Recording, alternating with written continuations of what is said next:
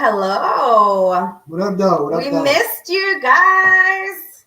Welcome back to Blasian Soul Podcast. You know, it's summertime and things come up and it's like, okay, let's get on the podcast. She's super busy. So we both are, though. I mean, we're right now, we could definitely say we're 100% entrepreneurs and 100% have to be your own accountant, your own everything, right? No doubt.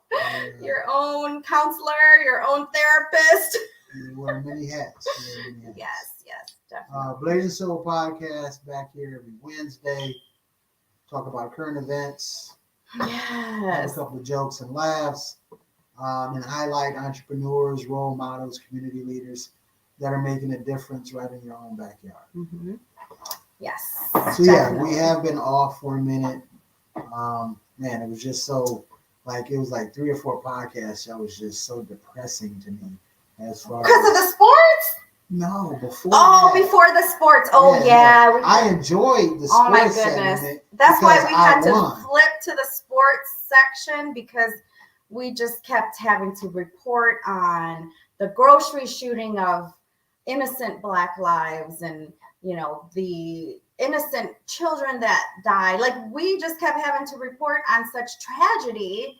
So we had to flip the script. So the last couple of them have been about sports. And, it's kind of like another language for me because I have no idea. I think basketball is a goalie and don't put that out there because people are. This is recorded. You don't want nobody to know about that. Hey, I'm not a sports gal. No, but so we had took a break or two just to cleanse the mind, soul, and body, kind of get back at it. Yes. So for those of you who are watching us, be sure to share. This is a live podcast and we have a very exciting guest for us tonight. But before we bring her on, is there any current events or things that you want to share within the Black and Asian community that's going on right now? There is, but let's keep it positive. Yeah, because you the one watch those. I have to ask him what's going on in the news because I want to keep my circle clean. I've never heard anybody ask me, why do I watch documentaries? Why do you watch documentaries? What? What are you talking about? So I have to sometimes block myself out from because it's addicting. You go watch one and then you want to watch the other. And then all of a sudden you see all this crazy things happening to, Asian hate or, Black Lives Matter and all of these things happening. And you feel some kind of way. All of a sudden you're like, why am I so depressed? And then it's like, I have to clear my mind and just try to watch positive things. So with that being said, we want to bring our guest on because she has an inspirational story that will definitely motivate you.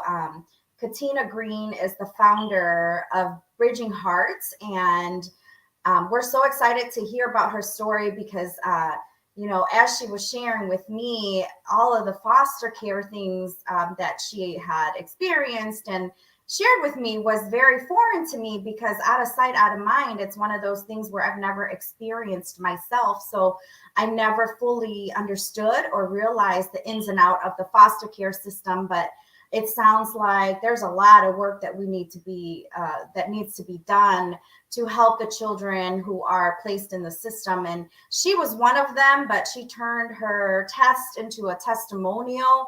So we are excited to have her on tonight. So without further ado, we'd like to welcome our guest speaker, Miss Katina Green, to the stage. Hello. What up, though? Hello. What's going on with you? And you're going in and out because of the virtual background. I'm sorry. That's my Is it presence me? aura. He thinks he has this aura that makes him go in and out. Looks like she has an aura too. She's got the light shining. A few of us have it. Yes. What's going on with you? The aura is already in my name, Laura. So I already have it all day, every day. Please don't get us started, man. Okay. Aura's in my name, so I got the good aura already. I can believe that, Laura. I can believe that. Well, we are so excited to have you on the show tonight. This evening, Miss Katina, thank you for your time and coming on to share your journey and your story with us. So why don't you start by, introducing yourself and what you do? Okay. Well, my name is Katina. I prefer to be called Tina. Thank you. I am the founder of a non-for-profit foundation. We can't see you, hon. You scooch back a little. We only see your nose. There you go. There you go. Okay. I'm sorry. It's okay. Yes, that's good. That's good. That's good. Okay. So I'm the founder of a non-for-profit. Can you hear me now? Uh-huh. Bridget Hart. I'm 45 years old. I'm on a mission. For me, I know where the gap is. That's why I call it filling the gap, because there is a broken system. And I just see where I can help, and I can see where I can really help. And I always say this, and I don't mean any harm, but we are always giving resources. But at the end of the day, if you don't have a place to stay, I appreciate your resources, but they're not my main thing, because I have to figure out where I have to sleep. So that's where I'm looking to provide housing and resources within that house, and that's why I feel like it'll make me a little different. But that's my mission. So Sure. So why don't we start from the beginning of how this started? Share with us your story of how you became in the foster care system. I always start my story by saying I had very, very good parents. They were separated, but I saw both of them. I lived with my mom. I saw my dad every week.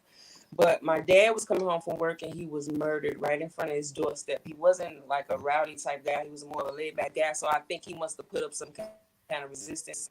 Ended up getting shot. That right there. That was that. And I was 9. And then my mother, 2 years later, got very ill, and she passed away.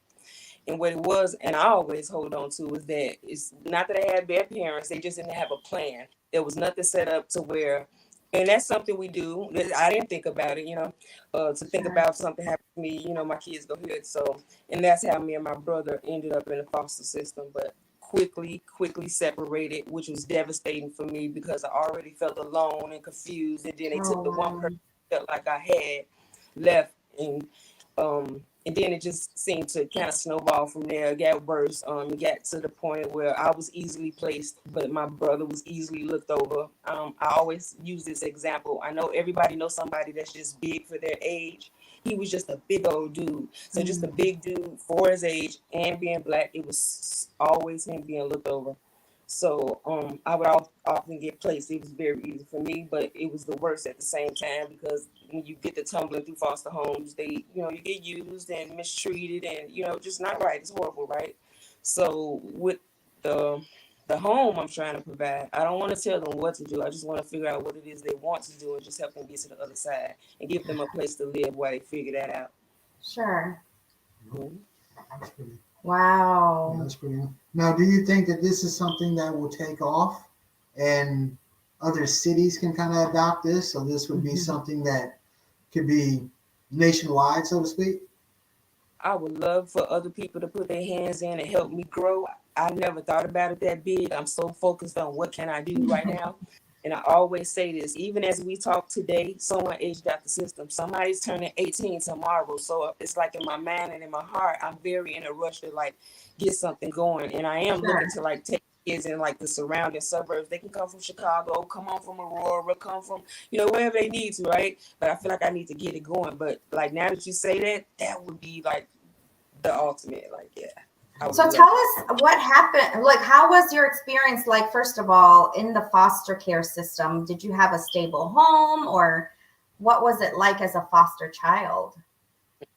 It was to the point where you couldn't make mistakes, like anything I did wrong, or they felt like I was too much to handle, or they felt like my time was up, I was easily just bounced around. So what I latched on to is that you were given a caseworker, right? Not that I always say this, not that this lady showed me any extra attention or any love or anything. She just did her job. So when you have to go to the doctor, your caseworker takes you. You have to go to court, your caseworker takes you. If you have to go to another foster home, so I always knew her to be there. So even when I aged out, I even felt like I lost her. She probably never noticed, but I'm like, dang, you just like, it's like you lose everything that day. And to be forced to have to almost figure it out on your own, I just think it's horrible. I always tell people, I have a 20-year-old, she's still at home. I couldn't imagine. Wow. I imagine. Aww. Yeah. And what happens when you turn 18? For some of us who aren't as knowledgeable about the foster care system and how that works, tell us what happens as soon as you turn 18. Like what goes on? Emancipation Day is where you lose your whatever housing. There's no more like going to foster homes. There's no more like income or check they used to give you to get by. Like everything stopped. I lost my caseworker. Devastating. So yeah, then you kind of figure out now if you're lucky, you go on to an independent living program. But a lot of times you're not even given that. So they end up going to the shelters, abandoned buildings, YWCAs, and statistically 24, 48 hours you can be into prostitution or sex trafficking. Wow. Yeah. Wow. And share with us, walk us through that day that you were emancipated. So after that, I wandered around for a while. It was always about fantasy. This always brings me back to this house, right? It was always about, for me, finding someplace to go. And then on the 11th day, because it only took 11 days before I was into sex trafficking, I was introduced to someone, right? And I thought I was being introduced because he thought he liked me, but he had something else warped on his mind. Me not knowing no better, before you knew it, I was on a plane and I was took into different, states and stuff like that. And I just remember going to jail and being in jail, and it was taking so long. And the officer went by, and I was like, wow, it was taking so long. And because we were traveled around so often, they literally made me sit there till they ran my name and fingerprints through every 50 state to make sure I didn't do crime or was wanted anywhere else. And I just thought that was horrible. And I was almost towards like the end of my going through the worst. And that was really like hard for me. It was hard. It was definitely hard. Oh my goodness. Yeah, that is. At the age when I aged out, I had a child. One child. Wow. I had 2 kids, and they're 10 years. It scared me so bad, like having a first child, like having to grow up and do what you have to do. But yeah. I was like not in a rush. Right. By the time I had my daughter, I was 25. But at this time, I had gained my independence back at any cost. I had ran away, got out that life with my life. I had to, it was a tussle, but I got away, right? And then I got my first apartment. It wasn't nothing but a studio, but it was everything to me. It was mine. It was everything to me, right? So I feel like it gave me chills just thinking about it because it was mine. So I want to give that to somebody else. Like if they want to stay in that house and go off to college, or if they want to stay in the house and save for their first apartment, if they want to go to photography school, whatever it is, I just feel like with the resources in my heart, like I'm gonna make it happen. So I'm pretty determined, and I just feel like that's what I can do. Now you spoke of resources. This seems like a very worthwhile program. Are you guys properly funded? No, not at this time. I can't. Gabby Vargas from she deals with mental health and suicide prevention. She's a partner of mine. I have other friends and resources, but it is things that I'm still trying to get my ducks in a row. But the biggest thing and a challenging thing that I'm finding for me right now is how being able to pay for the building itself, but actually getting funds is that's not really that hard, but just not big enough funds to purchase this building. A So home, Right. that's right? And when I spoke of funds, I meant like government assistance. This is such a worthwhile program that you think some of the government funds that we pay for taxpayers could be used to help this program out. absolutely yes. I think it's worth it. I think it's worth it before they get off into something else that people probably wouldn't appreciate. Yeah, I think they're worth Yeah. it. Yeah, What was because what was the Go ahead. I was gonna say I never felt like, I'm not saying I'm the smartest person in the world. I never felt like I was stupid. I do feel like with some encouragement or a little bit of push or somebody to just say, hold me accountable, go to school, do that. Nobody held me accountable for anything. And Right. not to mention I had a sick child. So I would get off work at McDonald's, catch the bus, go to Christ Hospital on the south side of Chicago, sit in the Wow. hospital, go home, in the gym, boom, boom, and do that every day. It wore on me. So yes, Right. absolutely, they can help. I could, even if I use these funds to like help them get around to school Sure. or, yes, absolutely. Yeah, yeah. Sure. What was the breaking point for you, Tina, for you to get away from all of that? Um, Sometimes when you leave a person enough time to think, for me, I was in the hospital. He had put me in the hospital. I laid there for 3 days. He put somebody in my hospital room to make sure I did not have visitors and I could not make phone calls. So it left me time to do nothing but think. And Oh, also thinking about, I wanted to get away because my son was getting older and I was able to tell him so many times, because you wearing wigs, you got on certain clothes, right? Mom, I'm going to a party. I was always going to a party, but yeah, something in my head to like stop it before I really have to explain, what I'm saying? And that I didn't want. So that was a big factor. And the fact that I was laying in a hospital, broke nose, fractured wrist, like, yeah. Wow. Wow. My God. Yeah. And at that time, you just kind of thought to yourself that it has to be a better way. You have to change your life. And then you took the steps that you needed to do. Yeah, I yeah, started saving money. I'll never forget, it was a blue jean jacket that hung in the closet. I never really wore, but I always thought blue jean jackets would come back around, right? So I always kept it. But at the end, I started taping money in the inside of the blue jean jacket pocket because I knew I needed some money to be able to survive with him, at least even for a little while. I needed some kind of money. So I sure. went, like, I think it was like $600 if I think back on it. But to me, that was a lot and enough. But I just remember Yeah, being so scared because I couldn't not had money. Like, you cannot have money. And I was taking a big chance, but like laying in a hospital and thinking about my son getting older, that I had some decisions to make. So that was my yeah. wow. So you took that and got your own place and Working at my own place. Yep. I was very happy. wow. And so how was it like to have your own place and get on your feet? Did you have some challenges at that time as well? Yes, he was young and his dad didn't really want to be bothered. And again, life throws me experiences. I'm not faulting him. When I got pregnant with my son and I told him I was pregnant with my son, he looked me right in my eyes. He was like, Tina, I didn't want kids. And so I'm thinking, my choice, my body, my way I can have. So I went on to have this baby, which is my son, 30 years old now. Aw. And Thinking he that just he had a would. birthday. Thank you. He thinking that this man would change his mind, that my son would grow him. And speaking very candidly, right now to this day, that man has never went on to have other children. My son is still his only child, and they do not have a relationship. But that's okay. I Wow. raised Can you imagine that? him. I have a Yeah. relationship with So your another. Yeah. wow. So It's okay. fast forward. Go ahead. No, I was going to say, if someone, do you have something set up so that if anyone wants to donate to this organization, they can, or help out with donations of food or clothing or anything of that nature? Absolutely. Shout out to Shannon. I do have a campaign going on my website. There is I have Cash App on there, other ways that you can donate, volunteer. But I would encourage you to definitely go to the website, which is bridgeandheart.org. And everything is there. Thanks to Laura, beautiful website. She set it up to where you can just go there and it'll take you right where you need to go. So bridgeandheart.org. All right.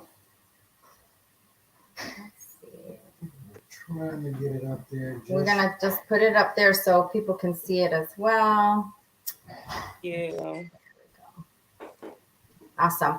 And what is your vision? Well, first of all, tell us a little bit about Bridging Heart so that the audience can help support this mission and they have a clearer understanding of what it is that, your mission is, first of all, why you got started, and then also a little bit about Bridging Heart. Like, what is it? What's your hope for it?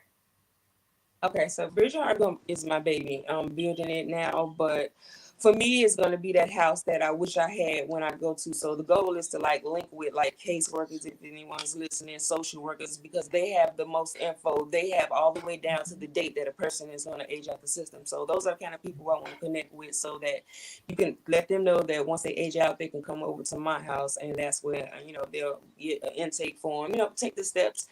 But things like providing food for them, things that I know I need help with. Absolutely, clothes, anything that a person would need to survive, to get by.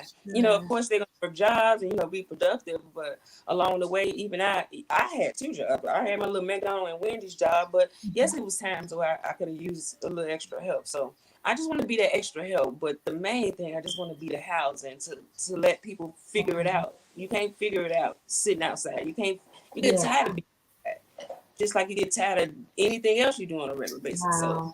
So at some point when you turned 18, you immediately became homeless?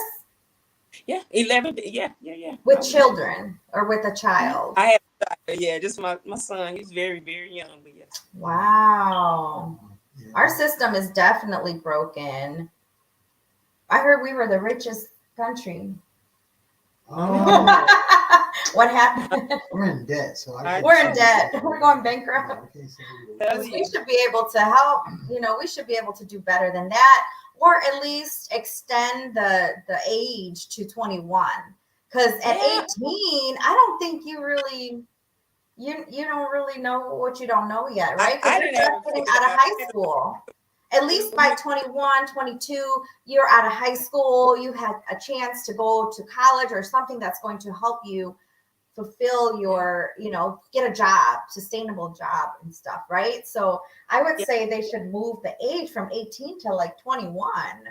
It just makes more sense. And I want to house them between 18 and 24, because, like I said, it was 25 when I got myself back on track. Not that they may need that time, but at least they know they can stay till that time. But that's plenty of time to get an education, save for, something. Right. And then I want them to pay it forward, reach back and help somebody else do something. I'm always encourage them to do that, because I'm only one person. But with that being said, the power of one person I do believe in, because I just watched something where a lady found out that 2 boys had aged out and had posted up in an abandoned building, and they made it as much as home as they could. But when that lady found out, she reached out to the community, and within a week, she had put them in an apartment. She kept them together. The apartment was full of everything. So it gives me chills again, because that just shows me the power of one person. So it just starts with that one person, like anything else, like any change, right? And then it causes a chain reaction.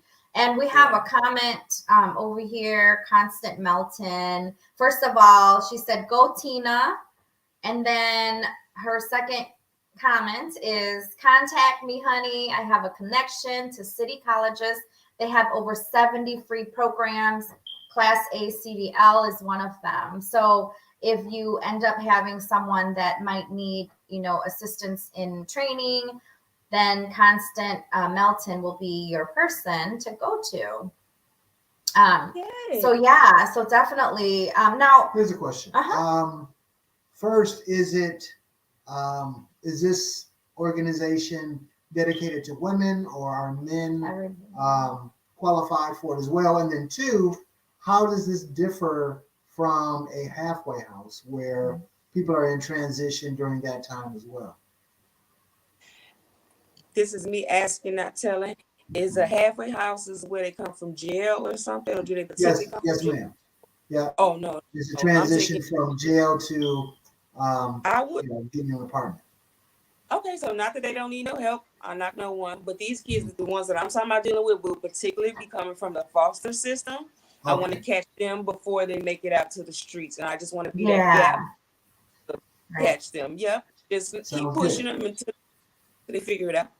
Sure. Yeah. Before they get into the system. Because and you have some amazing statistics on your website too. So be sure to check her website out, bridgingheart.org. These are fascinating statistics and reports of, how the children that age out, if they don't find a consistent home, I think I forget the numbers, but I checked it out and it was something with the men. They end up being placed in prison or something faster than others, and then they don't end up, finishing high school, things like that. So those are some Yeah, really, and Marcelo, I do want to also deal with the guys too, and I'm gonna tell you why. It devastated me to see my brother get picked over as if, you know what I'm saying. And then I just remember, thank God he wasn't like the drug dealer type. He was just a big teddy bear, right? Didn't look for no trouble. What he did to hustle and to get by and to make money. Back then in the 80s, it was okay to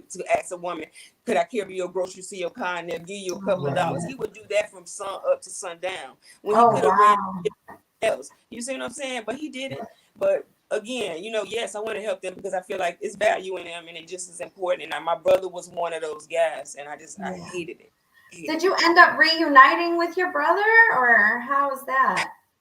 So years later, so here's the way it worked in the system again, broken. I would see my brother over the years because wherever he was coming from, we would meet in court. So his caseworker and my caseworker would be sitting like part to the courtroom, and my caseworker was nice enough to be like, "You want to go over there and see your brother?" And I'd be like, "Yeah." And I go over there. So that's the only time you saw him. And when court was over, he goes back where he was, and I go back where I was. So it kind of puts a barrier between siblings and stuff like that. So me growing up, the person I was, strong and just like no harm, no foul. But when I did reconnect with him, come to find out, I had introduced him to a childhood friend that I knew before he did, and they end up getting married. They're going on 25 years. They got 5 kids together.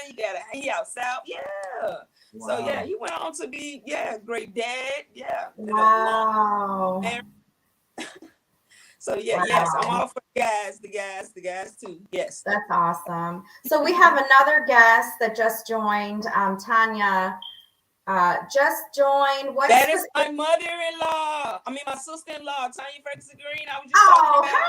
Hey. So she wants to know what specifically does your organization do and what services do you provide?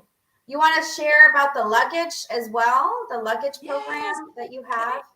I forgot about that. So yes, absolutely. We're also doing an online campaign for an event called Luggage of Love. So the point of Luggage of Love is because when you go through the foster system, we're often given plastic bags. In VRIP, they just give you out a new one, no big deal. So I want to take the plastic bags and I want to replace them with a suitcase. But I want to take things in the community and fill them with the suitcase before I give it to them. So it could be things like toiletries, haircuts from the local barber, or I get a beauty shop to give them hairdos or socks, whatever it is. I just want to fill it with things. So when we swap out those plastic bags for a suitcase, so that's my Luggage of Love idea. So yeah. Wow, turning your pain into purpose. Yeah, that's amazing. Yes. And you always, like, I agree with Constance. She says you have an amazing story. We lived on Superior together. We knew what you were going through, and you always kept a smile. You were always full of love and spite, and you have been an inspiration to all of us. Aww. But look how many more lives you are about to change. I didn't want to be anything to make me bitter. I focused on being a good mom, so that was what was most important to me. And you are amazing. Your kids, they are both like doing well. Your daughter, your son, what do they do now? So my son was working for Coca-Cola for a few years. He transferred over to Dr. Pepper. He's been there for a few years. And through the company, he just got his CDLs, and he's doing 40 hours behind the wheel as we speak. So once he finishes 40 hours, he's done. He got a CDL. So and still working. Wow. Trucking is big money, especially with all this gas price going up. Yes. Wow. Yeah. And your daughter? Tell us about Serena, her accomplishment. She just recently graduated permanent cosmetic school. She does microblading, which is like a permanent tattoo on your eyebrows. She's permanently tattooed on your eyebrows. So yeah, she's excited, and she just got done about 2 weeks ago. That's so awesome. Impressive. That is so awesome and impressive. Yeah, definitely. Um, so okay, did we go into the luggage? Okay, so we shared a little bit about the luggage. How can people support you, and what are some volunteer opportunities that you have? So for me, like when I throw the luggage of love event, I'm not saying I'm the best at like throwing events. So things where like we can get together, throw ideas around, help me figure out like the perfect event and how to put it together. Those kind of things I need help with. Just any. I don't turn down any help. I don't never feel like I can know too much. I am one of the people like I like to use every day as an opportunity to learn something. So I'm not one of them like. So yeah, I'm open to anything, any ideas, any help. Like my mission is to like house them. I need to feed them, clothe them, just feel their minds and let them know that we there, we care, and get them to the other side. Nothing more than that. That's pretty much what I want to do. Aw, awesome. So, yeah. What would you, if you had went back into time, what would you tell those Tinas of the world?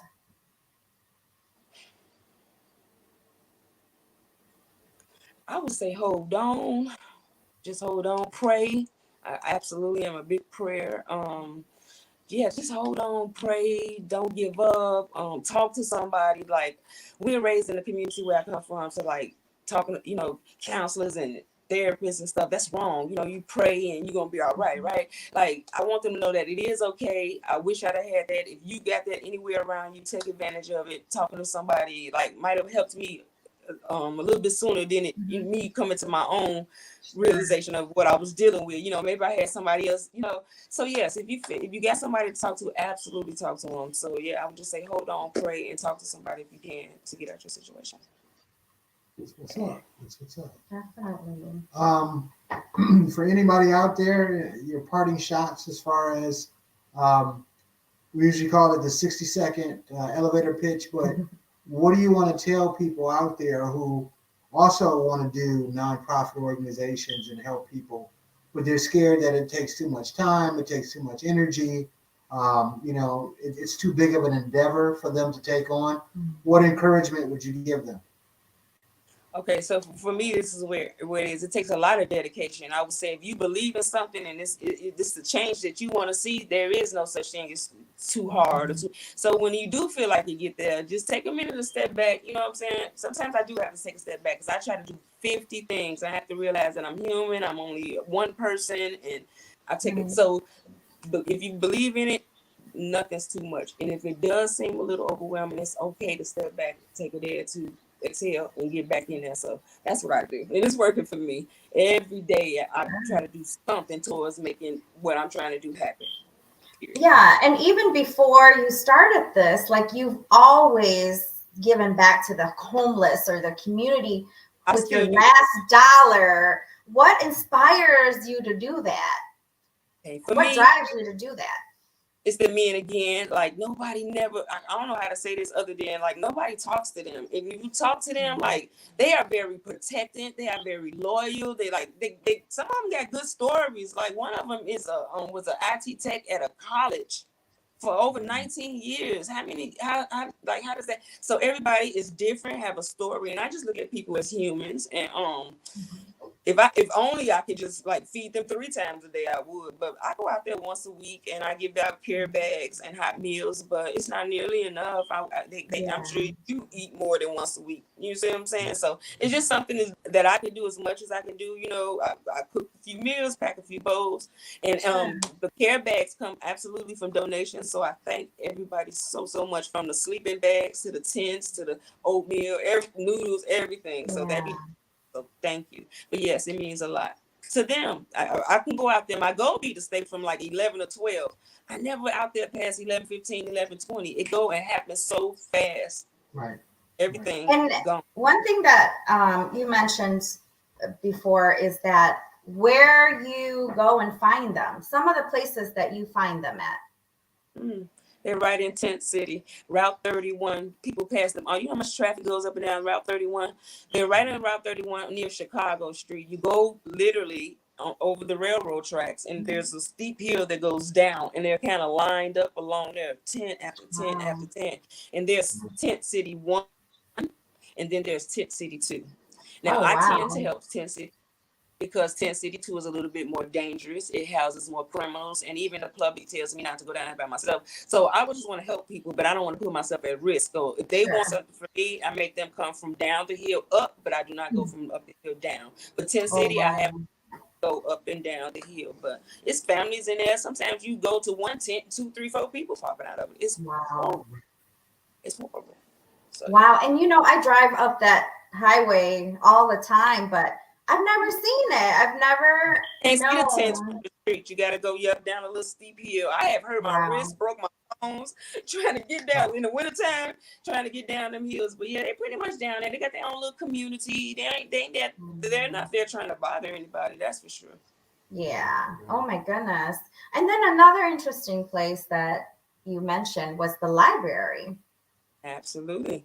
So the library is kind enough to let them hang out there. They are able to hang out there during the day, and that probably gives them access to an actual bathroom. So when I do take the Mm. carry bags, I try to give them stuff that they can wash up, get them a fresh pair of jogging pants and a t-shirt in there, because they probably want to get out those clothes. And that was important to me when it was transitioning from the wintertime to the summertime, because they stay so bundled up all winter. And I'm thinking, oh, it's spring. They probably want to, come up out all that stuff and put on a Mhm. nice fresh t-shirt. And it wasn't nothing but some jogging pants from Walmart. I think I paid like $5 and a t-shirt that I Yeah. bought parents for $3. But anyway, if you get enough of those and put them in there, just give them a chance to freshen up, be a human being. Because when you got something on your stomach and maybe took a bath, don't you feel better? Oh, no Yeah. doubt. When I don't take a shower, I I'm feel just like saying, miserable, Yep. especially in the simply hotness. Yes. and As for hot as me, it it's is outside. I mhm. agree. I agree. And for me, it's Wholeheartedly. just yeah. What was the most amazing story that you've heard coming from a homeless? Sounds like they trust you and they share a lot with you. What's the most amazing story that you've heard from them? So for me, the most shocking thing that I won't so much call it a story, but that stands out to me is that you would have some of them that's out here that come from very wealthy families, very well-off families. Even if they're not wealthy, they probably living better than you. I mean, that's for fact, right? But they're showing them that tough love. So until they get off that drug or that alcohol, they're not welcome back in the family and stuff like that. So it would be some that I would love to cross them back over into being able to go to their family. But I do realize how their family probably feel like it got to be something that they're willing to do. But it kind of blows my mind. I'm like, wow, this person don't even have to be out here, because I'm thinking that I'm Yeah. that person that had to be out there.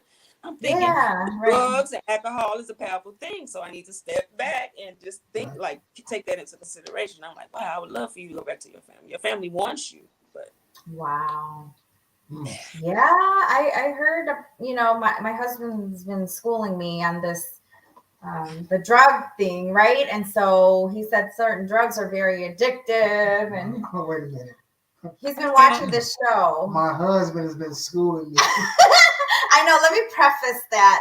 There's a show out that he's been watching, and uh-huh. and he's kind of explained to me. Snowfall reminds me a lot of Woo! how I grew up. You know what I'm saying? Maybe the money involved is a lot different, but that environment is where I grew up. So I was just telling her how it really is a very realistic Yeah. show that they have on. Yeah. Yeah, because as you can see, this is Blasian Soul podcast. So I'm Asian, he's black, and so No. and so sometimes, there are certain things that I've experienced that he hasn't I experienced understand. growing up as a refugee, and he's experienced stuff that I've not experienced in my immediate circle. So yeah, so he was explaining to me how, and I've watched some of the clips, and it's crazy how addictive the drug is. And yeah, people will do anything. Scooch up, babe. I can't. Yeah. So yeah, no, and then it makes people just own their family and all of that, the things that this can happen, you know. So Yeah. And sometimes when people feel like everybody done gave up on them, they kind of give up on themselves. If you show yeah, a little interest in themselves, even if it's just a little bit, I'm like, oh, come on, you can do better than that. Why you out here, like, so let me, and yeah, thing about it is the women, they tend to be more like standoffish, and maybe because that's the I don't know, but I kind of reach out to women when they kind of like reach out to me. Like, I don't turn away nobody, but I kind of let the women come to me, because I've had situations where I ran up on women and baby, they don't really want your help. So just for anybody listening, the elder, and when you run up on a woman, I would think that you haven't been through what you've gone through. You can kind of identify, if you do come across a woman, you can kind of identify who is in sex trafficking, who's being like in a situation that it's dangerous, right? Yeah, I'm glad you said that. Absolutely. And here it is. I work at a gas station where we just had to go through training for that. It's becoming so common that we're being trained at work at a gas station that I work at. So the company that I work for just recently had us do a session where we had to get on the computer, and where we can pretty much identify them not knowing anything about me. This is something, because whether you know it or not, when they're traveling with us, everybody needs the common thing, which is gas, right? So they tend to stop at gas stations. So if girls is in there acting like little trained puppies, or like the man is always doing the talking, or she looking like, if I could just get away from him for a second, like, or if she asks to use the bathroom, he's standing outside the door. Those are all things that we look for. So now, if I see those things, I have to let them leave. Don't say nothing. Don't do nothing. But then I call a number, give a description of the car and what I just saw. And that's my gas station job. Right. Wow, that's part of your gas station. It's gotten that bad, huh? That Yeah, people are getting trafficked, and absolutely. Yes, we have to keep yeah, our head down. Yeah, most of the things get the head down thing. Like, that's the rule. Like, if one, let's just say, for example, one pimp talking to another pimp, and you're here and she's there, you guys is head down. I don't care if they stand there and talk for the next 3 hours. Y'all not gonna look up. So that's the main thing. Like I said, trained puppies. If they looking sure. like a trained puppy, they're a grown woman, then that right there is like, yeah, I must she's have to either in a start very keeping an eye out something for my either way. surroundings. I said I'm gonna have to keep my eye out on my surroundings, Absolutely, because you just absolutely. never Because now know, it's I more guess. scarier. They like kidnapping, and girls are coming up missing. For me, that's even more scarier. I was tricked. That's one thing, but like to just kidnap me away, I'm scared. That's scary. Yeah, yeah. I mean, and the first time I really like, I knew about it, but the first time I really had a little more insight on it, I had to do a college project in Grand Rapids, Michigan, where we were living, and come to find out that was my topic, and not realizing it because I lived there, that Grand Rapids was one of the largest sex trafficking city that people were getting kidnapped out of, and they started like organization there and stuff. I'm like, wow, I didn't even know that. It's right under my nose. So yeah, Yeah, we need more education on it. We need more people aware of how to protect themselves, especially women and young girls who are, online, and being yeah, gullible with these guys, right? yeah. So I could I see have no all that. shelter, I could or see you implementing these yeah, programs and things for your organization, because you have so much knowledge, like personal experience and knowledge, that I could totally see like education and training programs to educate other people, and to educate the women or the girls that are being a part of that, and just being aware and not having to have to go through that. yes, yes. I wish Right. I'd have went off to college. Nobody has yet to ask me what you want to do when you grow up. Like, I had ideas. I wanted to do stuff, but like I said, I had bigger problems, like, a child on top of that. So for me, I believe it or not, I love to decorate. So that's one of Oh, the things I would nice. have. So I like to decorate people's houses and the inside of stuff. So yeah, like put people in there. Wow. So I love to do that kind of stuff. But That's I don't awesome. I didn't know that about you. Wow, wow. know. See, but That's yeah. awesome. But yeah. So Any, Bridget Hart is any my new baby. anything So else yes. that you would like to share with the audience? Because this is going to be the replay will continue to play, but this is also going to be on all of the podcasts. So if you have other donors, people that want to donate, and you want to share your mission, you can always share the link for the podcast. It's going to be on all the major podcasts: iHeartRadio, Pandora, um, what else, babe? Well, of course, YouTube Live as well, but all the podcast stations. It's on our website, www.blasiansoul.com. It will also be on our website, but all of the channels that it will be listed on is also on our website. So you can go and visit that as well. People can hear and you can share it with them. You can also upload it on your website as well. So people who are coming to visit you, they can listen to your own personal story and your interview of your why and, what drives you a little bit about this. Yeah. Right. Thank you. Thank you very much, Tina. It's always a pleasure for you to be on the show. Thank you, guys. I was going to say, we wish you continued success. Yes. Sounds like you have everything going in the right direction, and we appreciate what you're doing for the community. Absolutely. And we're happy that you were able to join us today, and we appreciate your time. Keep doing what you're doing. We will continue to support you. All right. Thank you. All right. I'll see you soon. All right. All right. Deuces. Bye-bye, huh? All right. Good show. It seems like a very worthwhile organization that she's putting together. Definitely is needed, I would say. Absolutely. Absolutely. And before we go, you asked me. What? What did I ask you? You asked me what I was laughing at. Yeah, what were you laughing about? He's always laughing at me, guys. No, I entertain him so much. Wait a minute. First of all, I'm not laughing at her. I'm laughing at a situation during the podcast. What happened? You are a vampire. You keep disappearing. I know, it's cool, right? Look at you. No, I can't say it. Susceptible. Did I say it wrong? No, you said I couldn't say the word, so I didn't even say it. I didn't even say it because it was like that's then you use a different word to get your point across and kept moving, and that was I'm sorry, I couldn't hold that. Well, improv, right? Yeah, there's nothing wrong with that. You gotta improv. Funny to me. So here's the story with us, right? So me being Lao, we're Lao, right? Yeah, you're not Lao. We gotta drop the S. Laos is the country, country, and the person is Lao. You drop the S, okay? So my brother told me. Yes.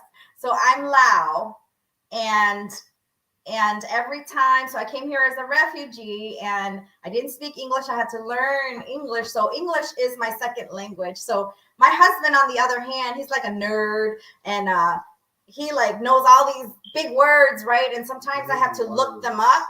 Because me, English being my second language, I'm like, what was that word? Let me go look it up. What was he? What did he say?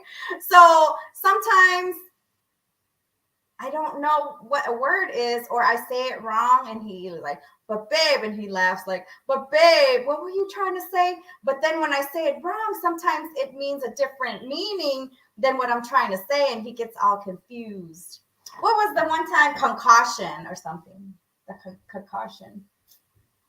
I called him one day. Our son loves basketball, and we didn't have a basketball court, so he put together a chair and then a table and then a small baby basketball so he could play basketball. I called my husband. I said, "Oh my gosh, a concussion." Yeah, I said, "Oh my goodness, Cello, like he has this concussion, like." And he's trying to play basketball. He thought he got a concussion playing basketball. Concoction. No, like the thing. Yeah, concoction. Okay. Now let me flip that. So okay. She's getting on me about the American language. In the Lao language, if you agree with someone, you say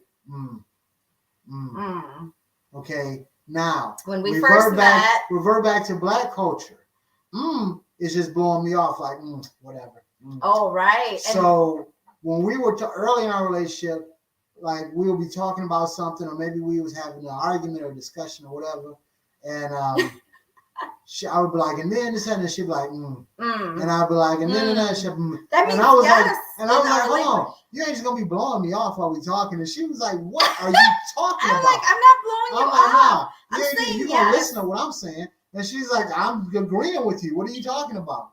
So that just shows the different in language and culture on and both sides of everything the else. fence. And we're like, what? Scratching my head. We should do a segment of that. We'll start doing a segment of things that you guys do that are very different. What am I? You're disappearing.